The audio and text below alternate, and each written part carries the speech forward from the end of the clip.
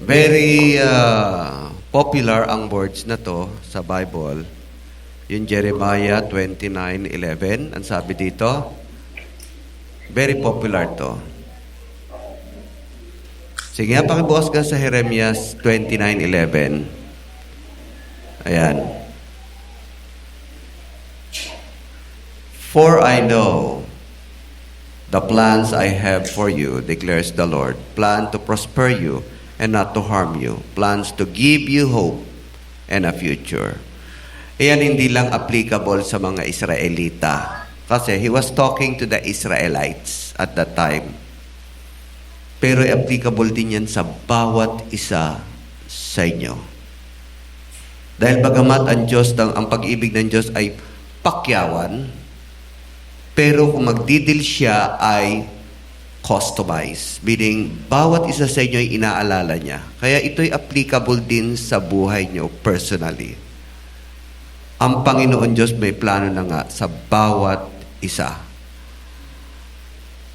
Ngayon, nung nasabi niya to, ang mga Israelita ay sinasakop ng Babylonia.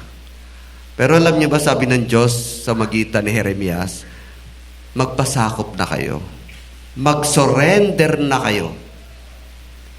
Pero sa isip ng mga Israelita, pinanghahawakan nila yung kanilang tradisyon. Pinanghahawakan nila yung templo nila. Pinanghahawakan nila yung mga lumang kasabihan na as long as the temple is here, hindi tayo masasakop. Sinungaling si Jeremias. Huwag kayong maniwala dyan. Alam niyo, ang salita ng Diyos, hayaan niyong ma-impose sa puso niyo. Huwag kayong matigas ang ulo. In the beginning, yan talaga nangyayari. Sabi ng Panginoon Diyos, huwag niyong kakainin ang prutas na yan. Tiyak na mamatay kayo. Kung bakit ba naman until now, ang salita ng Diyos ay napakahapyaw lang sa puso ng tao. Nang dumating ang diablo in a form of a snake. Pero ang snake doon, sabi nila, yung itsurang dragon, maganda, mapalamuti. Kaya kita niyo yung dragon, maganda yan. Di ba? May mga paa pa yan. Tapos nagsasayaw pa yan. Ang tilaw, pinasasayaw nila. Kasi pinakamagandang nila lang noon ang ahas. Dragon yan. Pero wala ng dragon. But in the beginning, may dragon talaga. At nung nagsalita ito, sabi, huwag kayong maniwala. Pwede kayong maging tulad ng Diyos. Bang ini-impose ng diablo na you believe in yourself, mag-decide ka sa sarili mo. Yan talaga ang kaloo. Yan talaga ang nangyari noong paman. Kaya hanggang ngayon, nagtatalo ang isip ng bawat isa sa inyo, bawat isa sa atin. Maniniwala ba ako sa sinabi ng Diyos? O susunod ako kung ano yung natutunan ko, kung ano yung nakikita ko, kung ano yung nadarama ko ngayon. Kaya nung nakita nila yung prutas, abang sarap, mukhang hindi totoo. Kasi mukhang, alam nga namang maglalagay ang Diyos dito na nakakalason. So they decided, they follow the word of the devil rather than the word of God. Alam niyo ba, yan din nangyayari sa buhay niyo sa araw-araw. And this word, sabi ni Jeremiah, sumuko na kayo. Ayaw nilang sumuko. Obviously, para namang kataliwas sa nakaraan sa kanila. Kasi God defended them. As long as the temple is there, wag tayong susuko. So parang naging tradisyon, parang naging relihiyon na ang pagkakilala nila sa Diyos. Mali na ang pagkakilala nila sa salita ng Diyos. Pero naganap pa rin ang salita ng Diyos. Talagang they have to be defeated. Sabi ng Diyos, kung kayo susuko, magiging maayos kayo. Pumunta kayo kung saan kayo dadali ng hari ng Babylonia, magkaroon kayo din ng ari-arian, dahil for 70 years, mananatili talaga kayo ron. Dahil yan ang kalooban ko. Maraming matitigas ang ulo, hindi sumunod, kaya napahamak sila. And this word is the summary ng kalooban ng Diyos sa buhay ng Israelita. Basahin nga uli natin.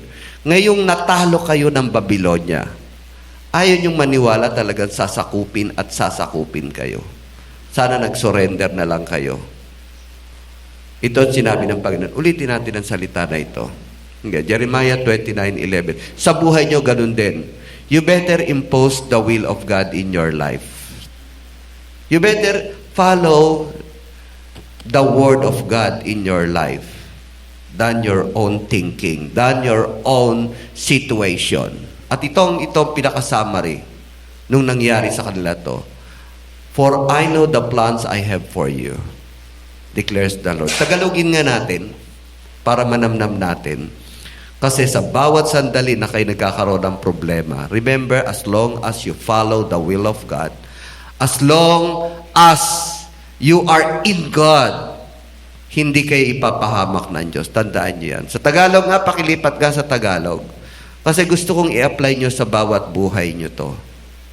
Let the will of God impose. I-impose niyo na yung kalooban ng Diyos sa buhay niyo. Tanggapin niyo yan. Impose niyo ang kanyang mga salita sa isip niyo, sa puso niyo.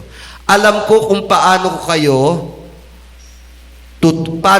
ko tutuparin ang mga plano ko para sa kabutihan ninyo. Sa kabutihan niyo yan.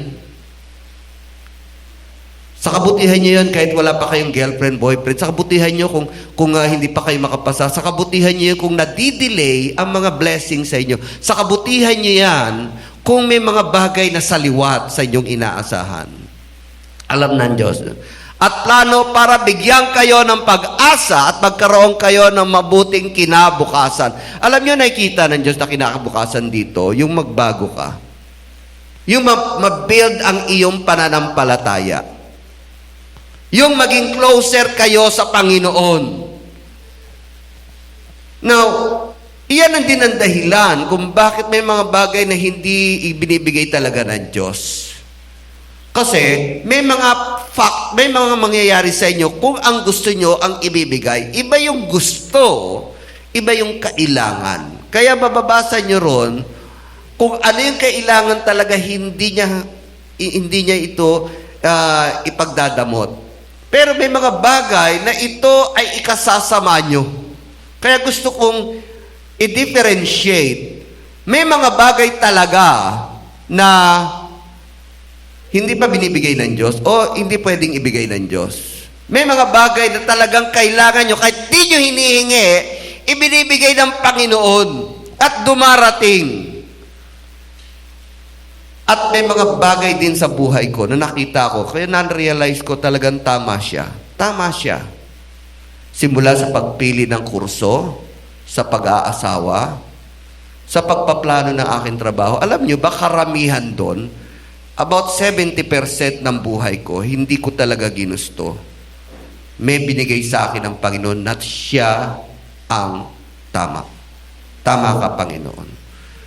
Yung plano ko, yung ambisyon ko, yung gusto ko, hindi nyo binigay, pero yung mga kailangan ko, siyang binigay nyo. Mas nagagamit nyo ko, mas lumalakas ang pananampalataya ko, mas naliliwanagan ako sa kaluluwa ko, at nagiging payapa ako. Ngayon, let us differentiate this. Dahil kung ibibigay lahat ang gusto nyo, pakibigay guys, anong kahibangan kung ang ibibigay sa inyo ay gusto nyo at kung ano yung kailangan nyo? Tandaan nyo to. Differences, if God gives what you like and if God gives what you need. Ang importante yung kailangan nyo, hindi yung gusto nyo. Kasi may mga epekto yun eh. Kaya minsan sa panalangin, ang hihingin nyo talaga, kaya nga ang Panginoon, napakadetalye ng sinabi niya nung sa prayer, bigyan nyo kami ng pagkain sa araw-araw. Kasi yun naman ang kailangan nyo eh. Hindi nyo kailangan ng pang-isang taon.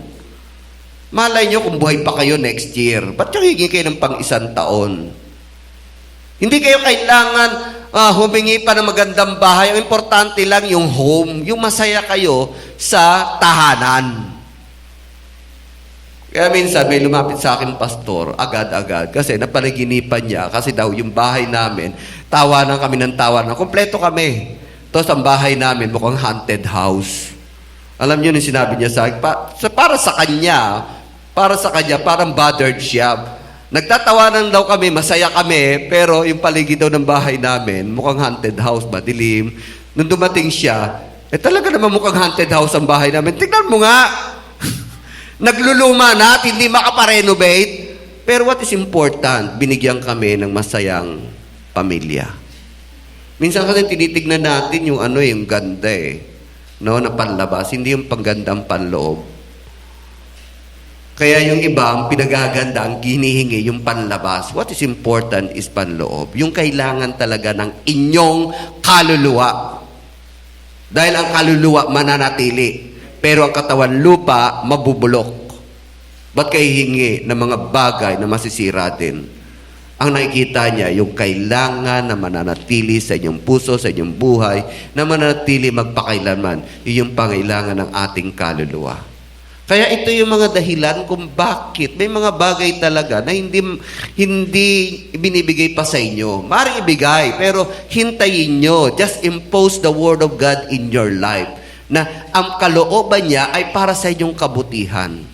Ang kalooban niya ay para kayo maging masaya, para kayong maging payapa, maayos ang inyong buhay. Hindi para maging sikat kayo, hindi para masustentuhan ang inyong bisyo. Hindi yan, ayaw niya. Kasi kung lahat ibibigay, ito ang mga epekto. You get what you like. Ang nangyayari, it produces pride. Alam nyo ba, nagbibigay ng pride yan? Kung ano yung gusto nyo? And successes, sunod-sunod na successes, nagyayabang. And I felt that. Nung ako'y nagtatagumpay sa aking profession, nagiging, awan ko, talaga nakaka-pride yan, yung tagumpay.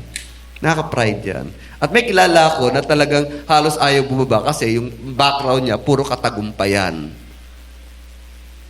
Pangit din ang mga bagay na naibibigay sa inyong lahat kasi it produces pride. At alam nyo ba kung ilang beses na sinabi sa Bible, God opposes the proud. God opposes the proud. He hates the proud. But He look after the weak and the meek. Kasi the character of God Himself, He is humble. God Himself, as a person, is humble. At anumang mga karakter na oppose sa kanyang karakter, He is against it. Makikita niyo sa buhay ni Kristo, humble siya. Nung siya'y pinanganak, hindi siya superstar, hindi siya kilala. Nung siya'y nagpakain, nagtaksil pa sa kanya ang isa sa mga pinakain niya. Nung siya'y pinako at pinatay sa krus, hindi siya nagbanta, pinatawad silang lahat. Because God, the very character, the very heart of God, He is humble. And He wants you the same, maging humble kayo. Ayaw niyang mag-fill up sa inyong puso ang pride. Ayaw niya yan. Huwag kayo magkakaroon ng feeling na pride na para bang kayo ay okay sa lahat ng bagay. Na kayo ang may gawa nito. Na kayo ang namumuno sa buhay nyo. Ayaw niya yan. You are only created from the beginning. Nilikha ka lang. Kaya wala ka talagang magagawa. God wants to put in your heart, humility. Maging humble kayo sa puso nyo.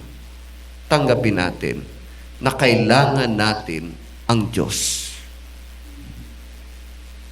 Kayo mga matatalino na hindi nila kailangan ng Diyos, God hates them. Naggumawa nga sila ng sarili nilang paraan para exclude ang God. And that is evolution. Evolution is imagination ng mga taong ayaw kumilala sa Diyos. Karamihan na nagpropagate ng mga evolution, mga komunista, mga philosophy na ayaw nilang maniwala sa Diyos. But in the beginning, lahat ng tao naniniwala na may creator. Meron talaga. And as a creation, let us humble ourselves. Kaya, you will receive only what you need. Huwag kayong masyadong ambisyoso at ambisyosa. Huwag kayong masyadong hihingi ng mga malaking bagay na hindi nyo naman kayang sustentuhan din. Kayabangan lang yan. Sa maliliit na bagay, katuwaan nyo na yan. At palalakin pa ng Panginoon. When you get what you like, one becomes self-righteous. Yung mga walang Diyos, self-righteous yan.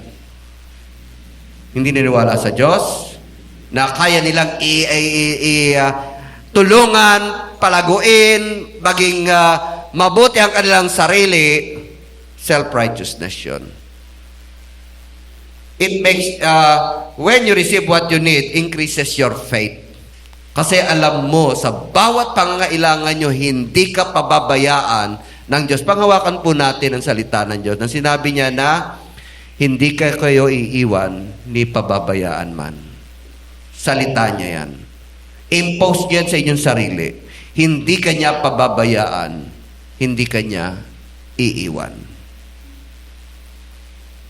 Maayos naman tayong lahat, di ba? O, nakadamit tayo ng maayos. Kumain naman tayo ng breakfast. Except sa akin, di pa ako makain ng breakfast kasi hindi talaga ako nagbe-breakfast. Hindi naman kayo pababayaan ng Diyos eh. Kaya lang, nauuna lang ang takot sa atin. Kung ano, sa susunod na linggo, anong kakainin. Remember in prayer, every day, hindi niya sinabi na bigyan niyo kami ng aming kakainin sa loob ng kada buwan. But araw-araw, iba yung ibiyaya ng Diyos sa bawat araw. Kasi gusto niyang i-introduce, gusto niyang ma-build up sa inyong puso, sa inyong kaluluwa, ang manampalataya sa Kanya. Manampalataya tayo sa Kanya. When you get what you like, you becomes, nagiging selfish tayo. And kapag ang needs nyo lang ang binibigay ng Diyos, alam nyo, nagiging sensitive din kayo sa needs ng iba. Kasi alam nyo na nagiging mabait kayo. Kasi you need, kung paano kayo binigyan ng Panginoon, alam mo na kailangan din nila ang Diyos at kailangan nila na may pangangailangan sila. Nagiging sensitive kayo sa needs ng iba. Pero kung lahat na bibigay sa inyo, nagiging kalos kayo sa pangailangan ng iba. Kasi nga, nagiging mayabang kayo, nagiging self-righteous kayo. Kasi katabaran mo yan. Yan kasi, hindi kayo nagsipag-aral. Yan kasi, yung mga magulang nyo, ganun din kayo. Yung bang nanghuhusga agad, mapanghusga. But if you are, yung bang nabuhay ka sa pananampalataya sa Diyos, na talagang hinihingi mo, na umaasa ka sa bawat pangailangan mo dumarating, hindi ka matututong manghusga. Kasi ikaw mismo ay binigyan ng biyaya ng Diyos at alam mo, ang lahat ng tao ay bibiyayaan din. Kaya ayaw ng Panginoon ng lahat ng mga hiningi nyo na ito'y gawa lamang sa mga commercial, sa Facebook, sa mga kapitbahay. Karamihan kasi humingi tayo kasi ganun sila, ganun din ang gusto ko. Ganun kasi ang trend ngayon, ganun ang gusto ko. Huwag. Dapat ang inyong gusto, ang inyong kaluluwa, ang inyong buhay ay nakasandig lamang sa Panginoon. And we are created para sumandig sa Panginoon. God did not create us to be self-sufficient like angels. Hindi talaga, sinadya na talaga yon. Kasi gusto niya, ang nilikha niya ay manatili sa Kanya, na umaasa, na nananampalataya. Yan talaga ang creation. Hindi tulad ng angels, they are powerful. Kaya nga ang kasalanan galing sa mga anghel. Kasi nga, because they are self-sufficient, they are powerful. Talagang ang pinagmulan ng kasalanan, mga anghel, nadamay lang tayo. Pero madali kasi tayong matukso. We are weak. Okay.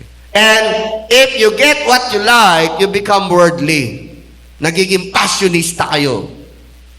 Nagiging, kung ano yung gusto ng marami, kung ano yung ina-advertise, kung ano yung trend, sinusunod nyo rin. Pero kapag ang pangangailangan nyo lamang ang ninanais nyo, at natutuwa na kayo sa binibigay ng Diyos, sa bawat bagay na binibigay sa inyo, alam nyo, lalo kayong mapapalapit sa Panginoon. At yan ang kalooban niya. We are created, ang sinadya talaga sa buhay natin, hindi tulad tayo ng mga anghel, na glorified na, mapuputi na, nagniningning na, hindi na kailangan pang maligo. Tayo, araw-araw naliligo, minsan nakakatamad maligo, Ngayon, babasain mo ang katawan mo, maghihilod ka pa. Kung bakit hindi nawawala ang libag, lagi talaga may libag tayo. At kung hindi ka maligo, babaho ka talaga. Bakit kailangan yon? Kasi God created you to be weak. Talaga yan. Bakit kailangan pang mamasahe kung bakit ang mga anghel lumilipad lang, isipin lang nila kung saan pupunta, nandun na. Hindi tayo ginawa ng ganun. Kailangan natin ng sasakyan. Kailangan natin kumita. Kailangan natin magtrabaho. Yes. Yan ang kalooban ng Diyos. Kasi para hanap-hanapin mo siya sa bawat pangangailangan mo. That's why, sige nga. Yan. Tandaan nyo to. You are created not to be self-sufficient. We are created with needs na Diyos ang magpo-provide. Yan ang kalooban talaga niya. That's why you have to learn to pray. Yan ang kalooban niya. Matuto kayong manalangin. Matuto kayong sumamba sa Kanya. Matuto kayong manikluhod sa Kanya. Kasi you need God. Kailangan nyo talaga ang Diyos. At ang Diyos ang nagpo-provide. We are created not to be self-sufficient. We are created with needs, which He provided. Remember, kasi kung kayo self-sufficient, ang ayaw niya ay maging proud kayo sa inyong sarili. At napatunayan niya na yan. Maraming anghel ang naging demonyo because of their status. Ngayon, ang pinaliliwanag sa atin ng Diyos, bakit kailangan tayong mga ilangan sa bawat araw? Kasi gusto niyang matuto kayong tumawag, matakot, sambahin siya, na siya ang magpo-provide sa inyong pangangailangan. Kaya, yun din ang dahilan kung bakit ang mga Hudyo naging mayabang sila. At until na mga Hudyo mayabang actually. No? Kaya lang, they are chosen. Mayabang mga Hudyo. Ayaw nilang maniwala na sila'y sasakupin. Ayaw nilang maniwala kasi they are chosen talaga. Dineclare na ng Diyos yan.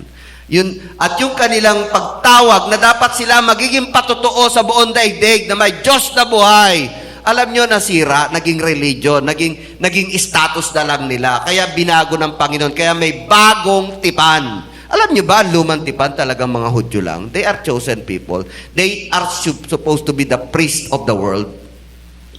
Sila magdadala ng salita ng Diyos sa buong daigdig. Kaya lang, because they are blessed, yumaman sila, naging matatag sila. They have the golden year sa panahon ni David at ni Solomon.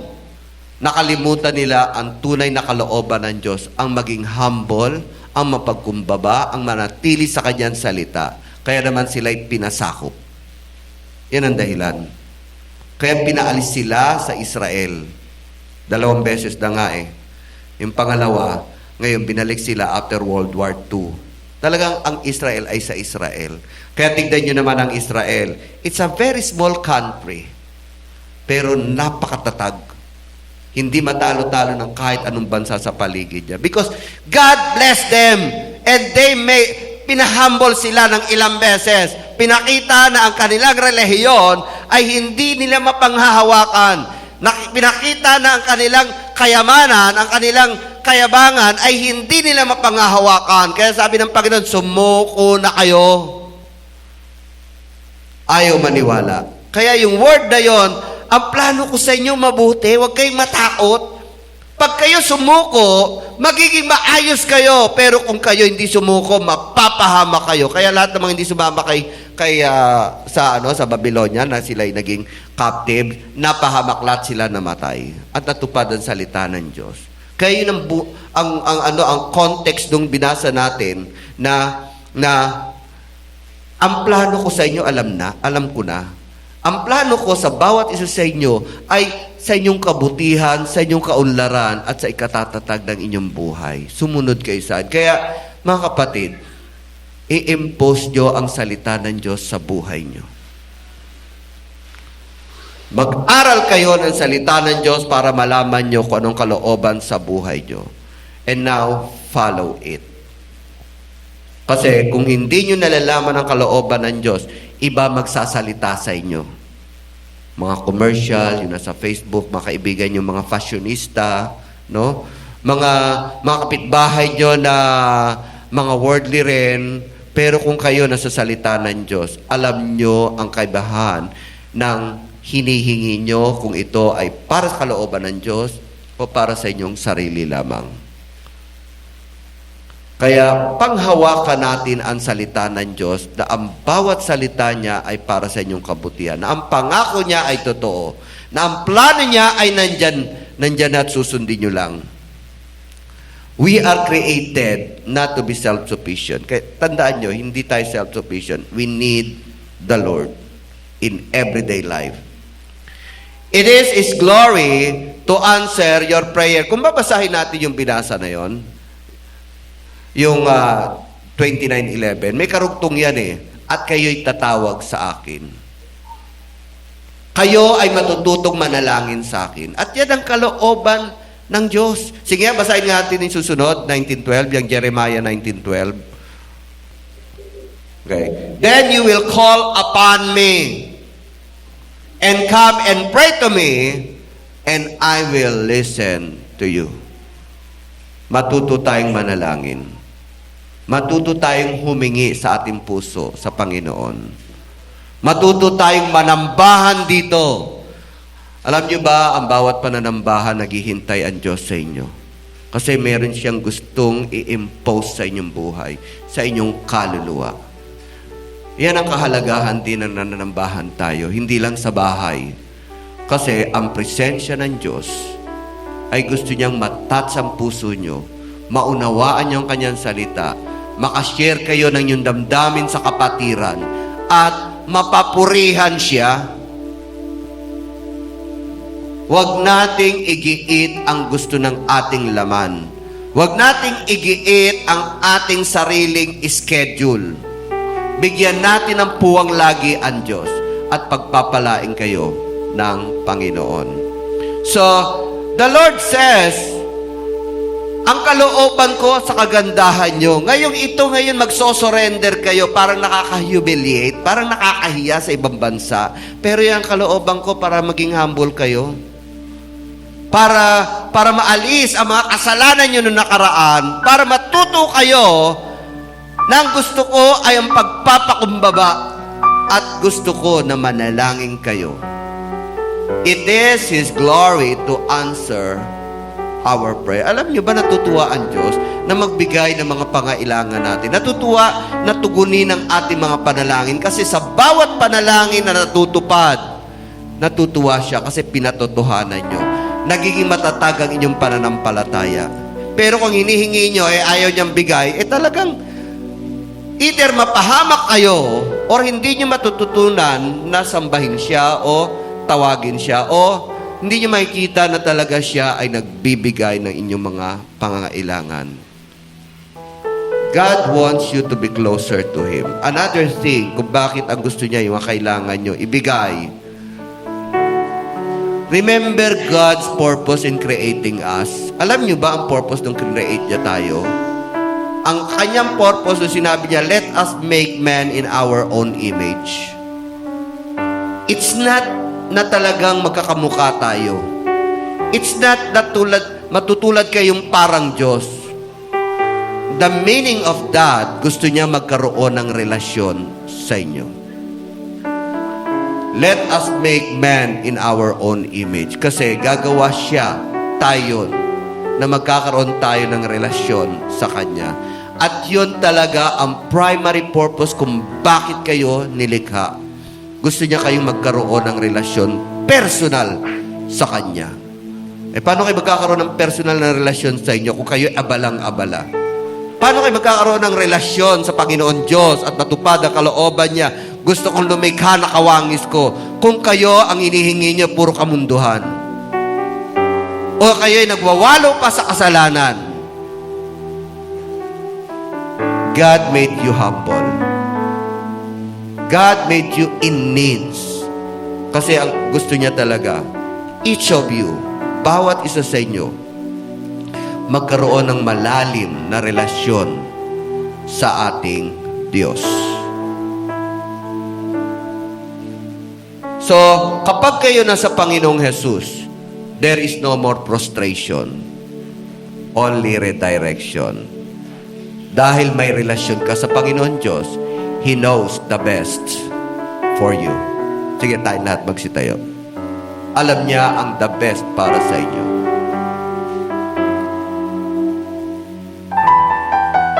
Alam niya ang pinakababuti para sa iyo, sa iyong kaluluwa, sa iyong katawan lupa, at sa iyong pamumuhay dito sa daigdig. God knows the best for you.